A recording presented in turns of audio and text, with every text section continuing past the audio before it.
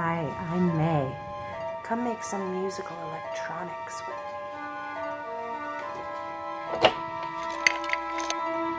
me. Let's get intellectual. Hey everyone, welcome back to the Psychedelic Cherry. I'm May. It's been a while since I did some guitar pedal content, and I know that that's the original content of this channel, and a lot of you really love those. So today we're doing some quasi guitar pedal content. Say quasi because it sounds cool, and also because this is not going to be electronics oriented. It's going to be about making our own enclosure. I recently got into learning to make dice for D&D. Although I'm still working on that process, it's gotten me really familiar with working with resin. And I started thinking, could I make a pedal enclosure out of resin? I looked it up, and it's perfectly safe to put as a pedal enclosure around your circuitry. It can withstand up to 150 degrees of heat. If you really want to be very cautious, you can use heat-resistant resin, but I'm not doing that because I like to roll the dice.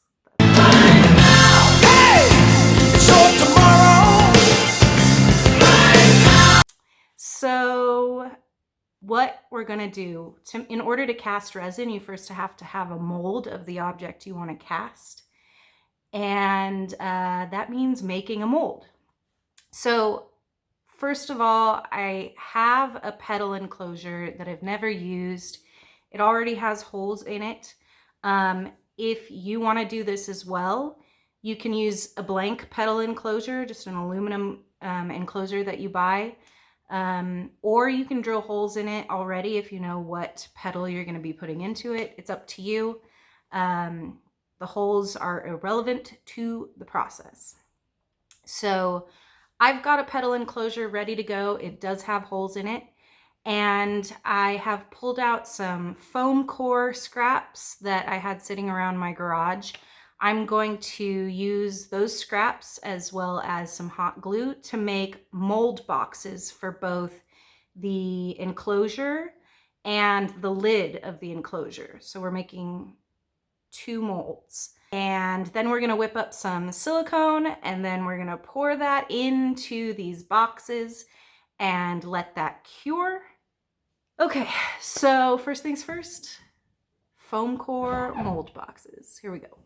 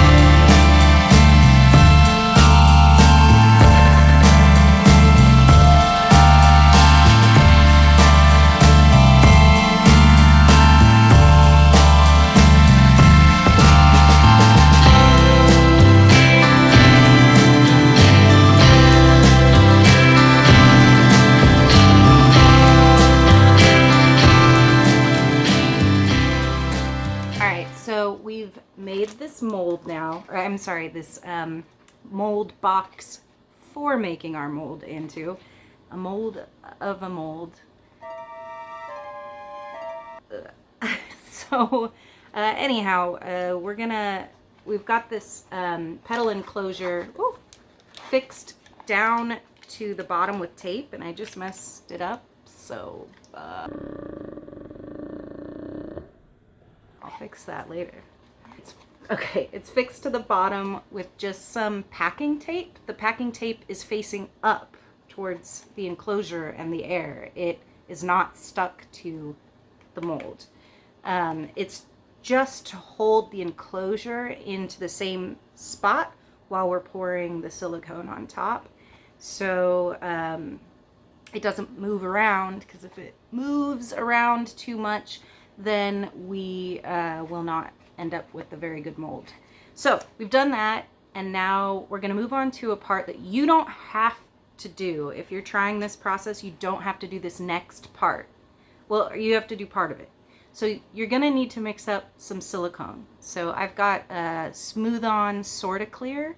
It makes a very nice translucent mold, which is nice for then when you're filling it with resin or whatever, you can see what you're doing. And you can get the bubbles out, etc.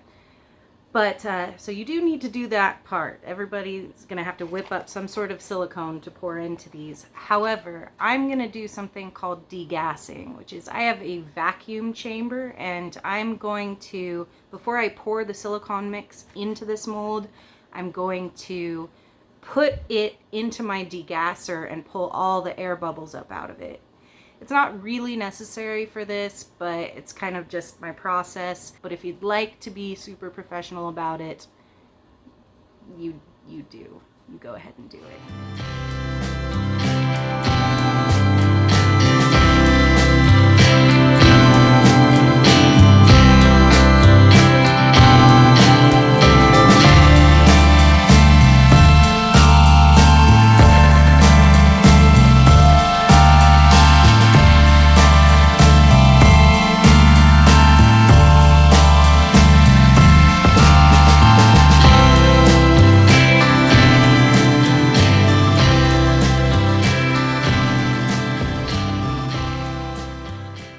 Okay, so started noticing an issue with my degasser. There's a lot of steam or oil burn off coming out of the pump, and that makes me concerned. And since I'm nowhere near done degassing this, I think I'm gonna pass on this part of the process, since I did say earlier it's not absolutely necessary. And I degassed it a little, but it was still foaming and rising. I didn't even get to the bubbling phase. And it smells really oily in here. So while I'm busy, I need to check on that. But so we're just gonna move on to pouring it into the mold. All right, let's do this. I was born in the darkness.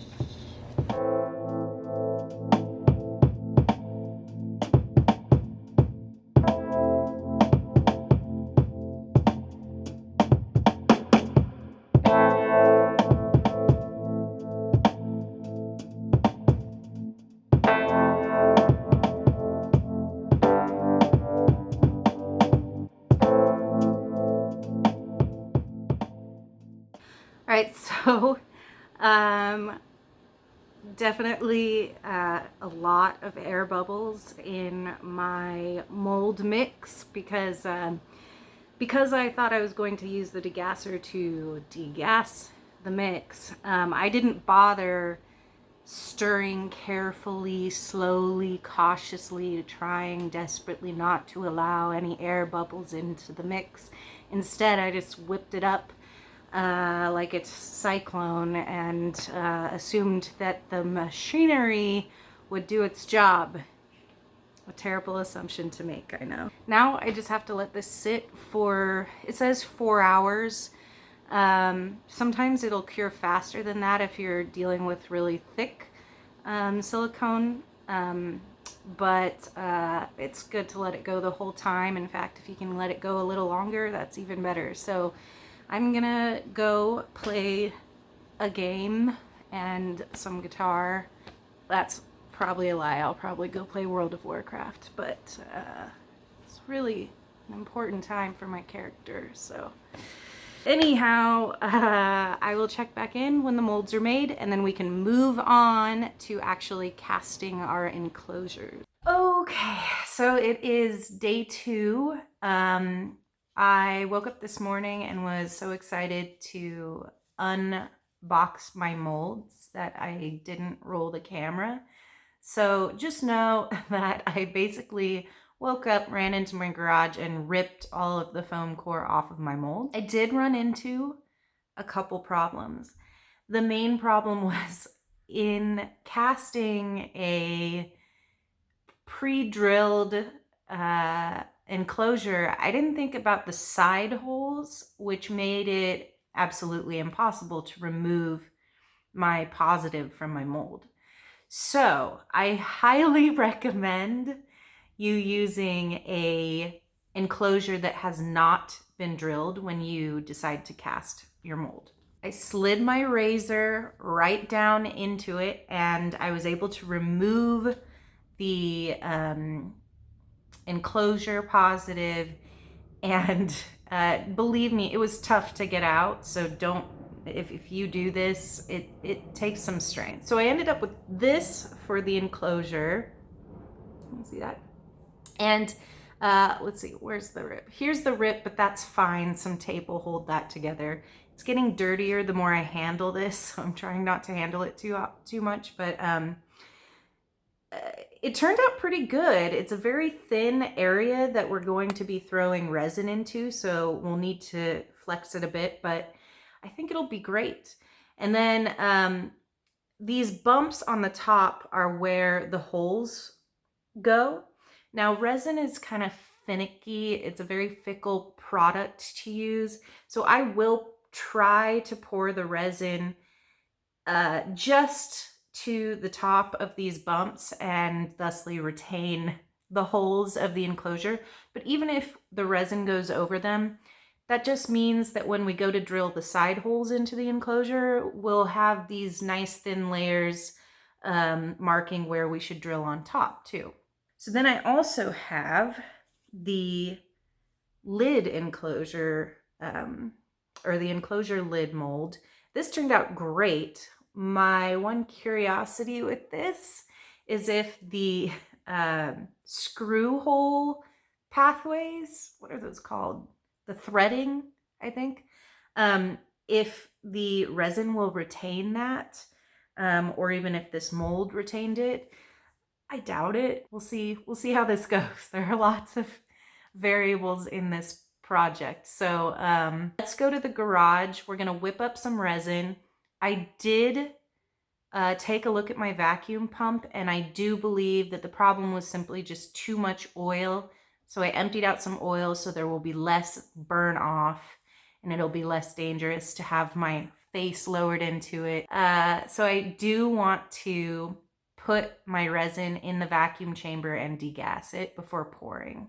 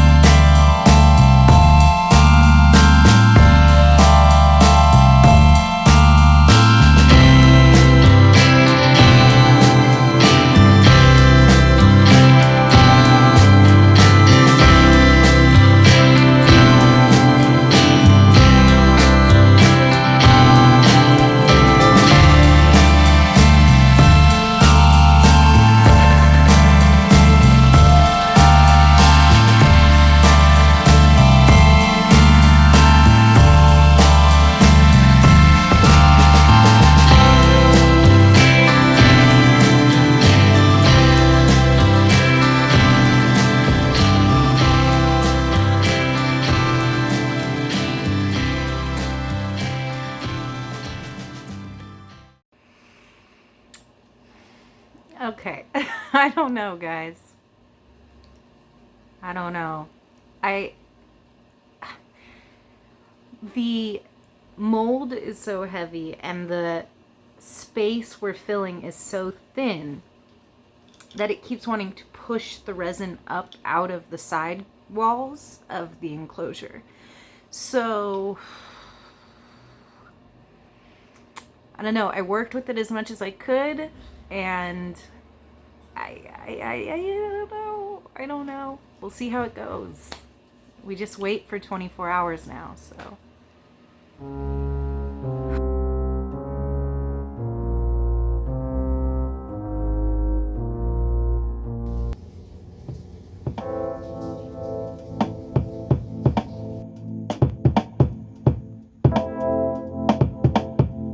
It's raining outside.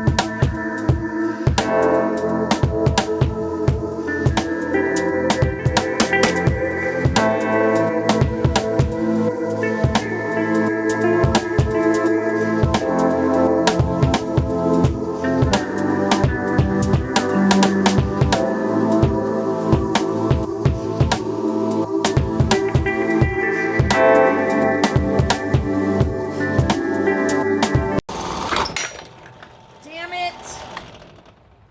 Okay, so I broke it in half. I broke the enclosure in half. I knew that was a possibility. I did. There was an odd angle I wanted to drill, and I didn't support the enclosure very well when I drilled, and it's just right in the moment where I thought, okay, I did it, got away with it. Nope, broke in half. So that's all right. I've made some more, or I'm making some more resin, and this time I will be able to fully degas it because I'll put it in 2 shorter cups instead of 1 really big one, and I'm even going to slightly color it orange so that I can see what I'm doing when I pour. So I'll do that now. Okay, so I've got my resin ready to pour. Let's pour.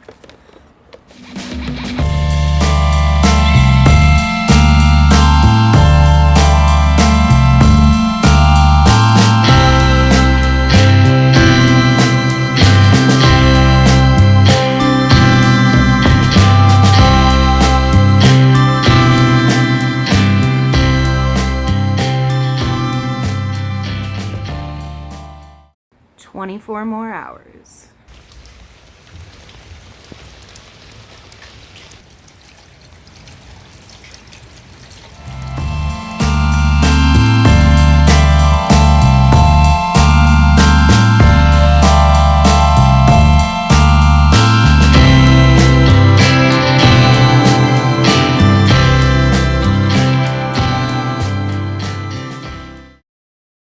Okay, all right.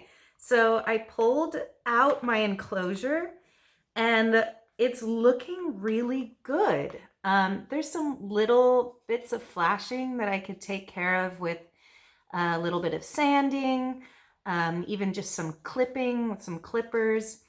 Now, this is still soft because I had to whip this up really last minute yesterday when I split the thing in half. This hasn't fully cured. You can see it's kind of bending as I handle it. So I will probably pack this back into the mold for a few more hours, if not another day, but I wanted you to see it. I'm really happy with it. You know, the mold itself was a little messy. It's a hard thing to make a mold of to begin with. And like I said, I didn't fully think through the side holes. So that quick fix that I had to come up with the razor has made some of the sides a little bit messier. But all in all, I think with some sanding and polish, this could be really, really nice. I also did go ahead and start putting components in this so that you could see what it looks like as an enclosure. Now, because it's soft, the components were really heavy and started to kind of weigh on it. So I didn't get through fully installing a pedal inside of this, but you can take a look at what I did and get an idea of what this would look like all wired up with some knobs and everything on it. And I think it's really cool. So I'm actually really happy with it. And I think I'm gonna try and do this again. Maybe I'll make a better mold this time. Anyhow, that is everything. Thanks for watching with me. If you're new here, if you liked it, subscribe, hit that bell, and yeah, Seacrest out.